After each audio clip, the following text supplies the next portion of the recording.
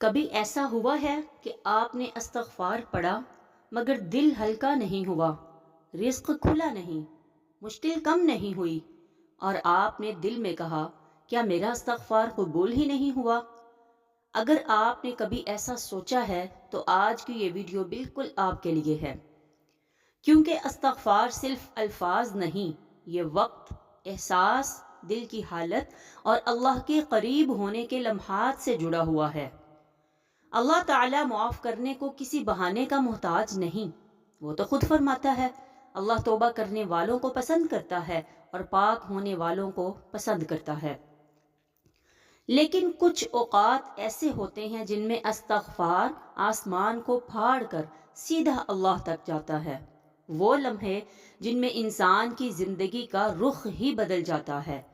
آج ہم انہی لمحوں کی بات کریں گے جب انسان ٹوٹ جاتا ہے تو اس کی آواز آسمان تک جا پہنچتی ہے، کیونکہ ٹوٹے ہوئے دل کی دعا کو رد نہیں کیا جاتا۔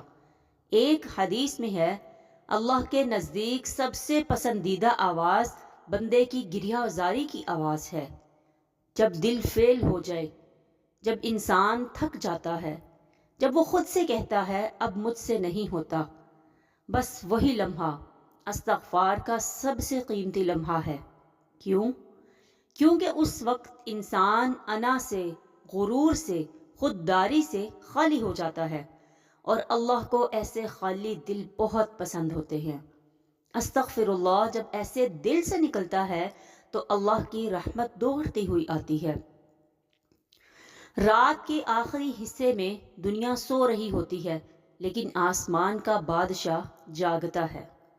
حدیث قدسی ہے، کون ہے جو مجھ سے مانگے میں اسے عطا کروں، کون ہے جو مغفرت چاہے میں اسے معاف کر دوں۔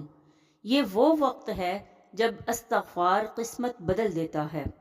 آپ 2 رکعت پڑھ لیں یا صرف چند سیکنڈ دل میں کہہ دے یا اللہ میں تھک گیا ہوں، مجھے معاف کر دے، اس لمحے کی طاقت دن کے ہزاروں استغفار سے بڑھ کر ہوتی ہے۔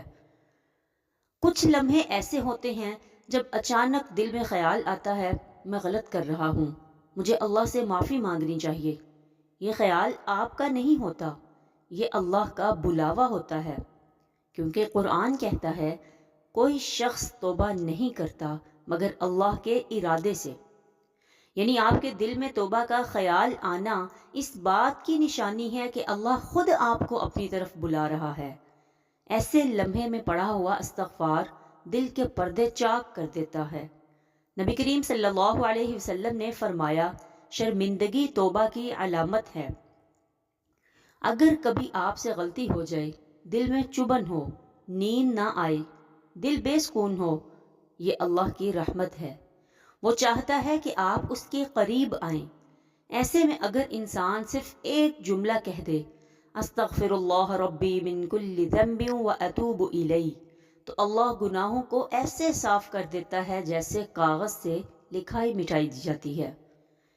نوح علیہ السلام کی قوم کو جب قحط، بھوک، بے اولادی، پریشانیاں آئیں، آپ نے کیا کہا؟ قرآن میں اللہ تعالیٰ فرماتے ہیں استغفار کرو، اللہ بارش بھیجے گا، رزق دے گا، اولاد دے گا، باغات دے گا۔ اس آیت کی روح یہی ہے کہ جب انسان اپنی ضرورت کے وقت استغفار کرتا ہے تو مشکلیں آسان ہونا شروع ہو جاتی ہیں۔ دل ٹوٹے، دھوکہ ملے، رزق رکا ہو، گھر میں بے برکتی ہو، بس ایک لفظ کافی ہے استغفر اللہ۔ ایک عورت تھی جس کی زندگی مسلسل ٹوٹتی جا رہی تھی۔ خاوند نے چھوڑ دیا، بچے بیمار، کاروبار ختم، رشتے دار طنز کرتے، وہ ہر رات روتی اور ایک دن تھک کر آسمان کی طرف دیکھ کر کہا یا اللہ میں تھک گئی ہوں، بس اب معاف کر دے۔ اسی رات، اسی لمحے اس نے 100 بار استغفار پڑھا۔ اس کی زندگی فوراً نہیں بدلی، لیکن اس کا دل بدل گیا۔ پہلے سکون آیا، پھر بیماری کم ہوئی، پھر بچوں کی حالت بہتر ہوئی، پھر کام کا دروازہ کھلا، پھر رزق میں برکت آئی۔ وہ کہتی تھی میری زندگی اس دن نہیں بدلی تھی جب حالات بدلے، میری زندگی اس لمحے بدلی تھی جب میں نے پہلی بار سچے دل سے استغفر اللہ کہا تھا۔ یہ وہ نشانیاں ہیں جو ظاہر ہو جائیں تو سمجھ جائیں اللہ نے آپ کو قبول کر لیا، دل ہلکا محسوس ہو، بوجھ اتر جائے، بے چینی کم ہو جائے، نیند بہتر ہو جائے، غیر متوقع آسانیاں آنے لگیں، چھوٹے چھوٹے دروازے کھلنے لگیں، گناہ کی طرف دل نہ جائے، اللہ خود دل کو پاک کرتا ہے، مشکلوں میں راستے کھلنے لگیں، یہ قبولیت کی سب سے بڑی نشانی ہے۔ استغفار آپ کی زندگی بدلنے کا آغاز ہے۔ اگر آپ واقعی چاہتے ہیں کہ رزق کھلے، دل کا بوجھ ہٹے، مشکلیں آسان ہوں، نصیب بدلے، دعائیں قبول ہوں، گھر میں سکون آئے، تو آج اسی لمحے سچے دل سے استغفر اللہ کا ذکر شروع کر دیں۔